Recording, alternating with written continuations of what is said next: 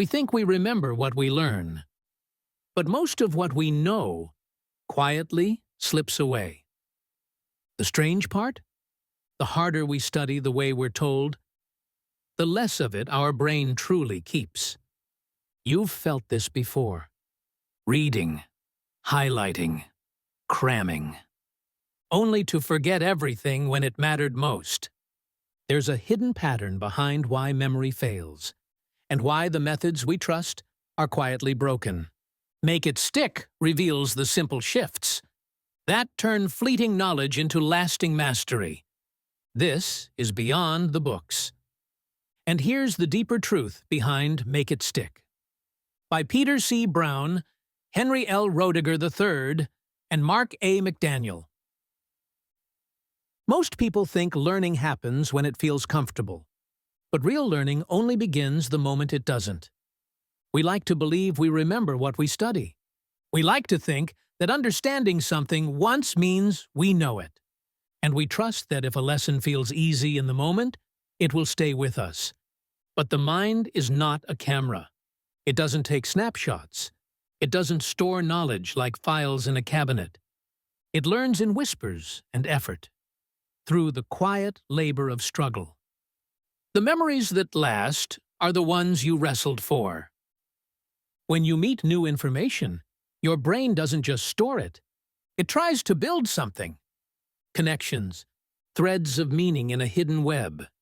Here's the paradox most people never see. The easy lessons rarely strengthen that web. The pauses, the hesitations, the moments you reach and almost lose it. Those are the moments that stick. Think about how most people study. They read a chapter, they highlight, they reread, and they feel productive, safe. But that feeling is a trick. Your brain mistakes familiarity for knowledge. Psychologists call it fluency. Feeling smart is not the same as staying smart. Real retention comes not from reading, but from retrieving, from trying to pull the idea out of your mind without looking, from that tiny internal struggle. Do I really know this? That friction you feel? That awkward pause? That is the sound of the connection strengthening. Imagine lifting weights. Too light, nothing grows. Too heavy, you can't move it. Learning works the same way. Challenge signals growth. Struggle is how memory takes root. And here is the hidden gift. Your brain is anti-fragile when it comes to memory. Each time recalling something feels hard, and you succeed. The memory doesn't just survive. It becomes stronger than it would have if it had been easy all along. The brain rewards the struggle we try to avoid. Consider this test. You want to learn 10 new vocabulary words. You can either 1. Read the list 5 times. 2. Read it once, then test yourself 4 times. Almost everyone chooses the first. It feels safer. It feels more productive. But research proves the opposite. Testing yourself, even failing, creates durable memories. Failure is not the end of learning. It is the process of learning. Now go deeper. Why does retrieval work? Because memory isn't a file you pull from a drawer. It's a house you rebuild. Every time you recall something, your brain reconstructs it from fragments scattered across your networks. That reconstruction is the workout. It's the act that makes the memory real. And here's the secret. Every time you rebuild the memory in a slightly new way, it becomes more flexible, more adaptable, more alive. A memory you struggle to rebuild becomes a memory you can actually use. Then comes spacing. Most of us cram. We binge information like we binge shows. And we confuse short-term survival for real understanding. Cramming gets you through a test, but it leaves nothing that lasts. Spacing is different. When you step away and return later, you allow yourself to forget just enough for retrieval to be work again. That small forgetting is not a flaw. It is the feature. Forgetting a little is the price of remembering a lot. Think of exercise. Rest allows muscle to grow stronger. Spacing gives your memories the same chance. Learning thrives on cycles of effort and recovery, not single bursts of force. But there's another trap. If you only study in the same setting, the knowledge becomes chained to that setting. You might think you've learned it, but change the environment, and it evaporates. That's why variation matters. If you only practice a tennis serve in perfect conditions, your growth is an illusion. Change the wind, the stance, the timing, and suddenly your skill fractures. Learning behaves the same way. If you only review in the same context, your memory is shallow. Interleaving, mixing topics, problems, and contexts feels messy in the moment. It feels slower. But later, when life tests you without warning, you can actually adapt.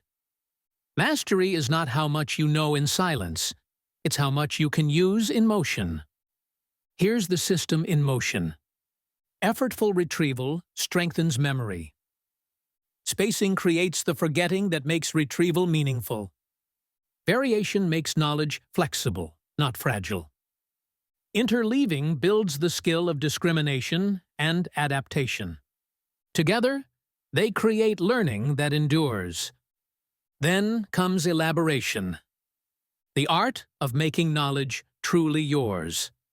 When you explain an idea in your own words, when you link it to your experience, your metaphors, your world, you create more paths to retrieve it. Each memory is a tent. The idea is the main pole. Every connection, every explanation, every story you attach is another line anchoring that tent to the ground. Without those lines, one gust of distraction can blow it all away.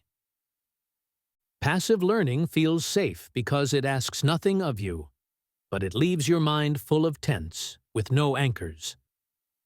And something beautiful happens with these methods. They don't just help you remember, they change how you think. Every time you struggle to reconstruct knowledge, your brain begins to see beyond facts. It starts noticing patterns. It moves from isolated pieces to living principles. And that is the foundation of expertise. Experts don't just recall more. They have denser webs of meaning. They can retrieve knowledge under pressure. They can adapt in new situations. And all of it is built on the very things most learners avoid. Effort, spacing, variation, elaboration. Now step back and see the cost of ignoring this.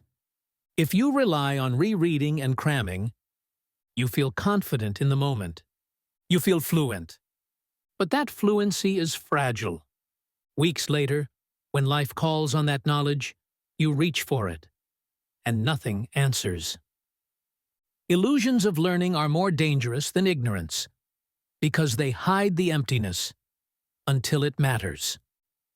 Here is the final picture. Knowledge enters the mind like seeds. Most will never grow if left in comfort.